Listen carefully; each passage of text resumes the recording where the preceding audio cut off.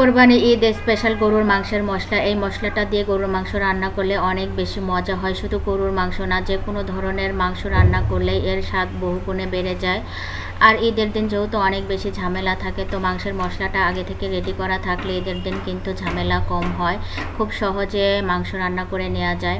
তো আমি যখন এই মশলাটা বানাই একটু বেশি পরিমাণ করে বানাই, যাতে অনেক দিন পর্যন্ত মাংসের মশলা বানানোর ঝামেলা করতে না হয়।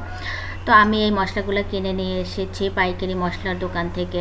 খুচরা দোকান থেকে কিনলে কিন্তু অনেক টাকা বেশি লাগতো, তো এই জন্য পাইকারি দোকান থেকে কিনে নিয়ে এসেছি, যেহেতু অনেকগুলো মশলা একসাথে কিনেছি। তো এলাচটা কিনে নিয়ে এসেছি ৫,০০০ টাকা কেজি, এটা কিন্তু খুচরা দোকানে ৬,০০০ টাকা কেজি বিক্রি করে। আর জিরাও নিয়ে এসেছি ৭০০ টাকা কেজি, খুচরা দোকানে হচ্ছে ১,১২০০ টাকা কেজি।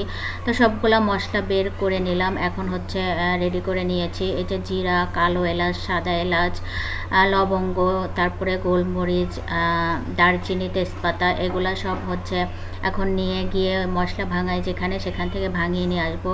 তারপরে এর গুঁড়াটা হচ্ছে সংরক্ষণ করব। এই গুঁড়াটা কিন্তু অনেক দিন পর্যন্ত সংরক্ষণ করা যায়, যখন দরকার হয় বের করে নিলে খুব সহজে মাংস রান্না করে নেওয়া যায় ঝামেলা ছাড়া।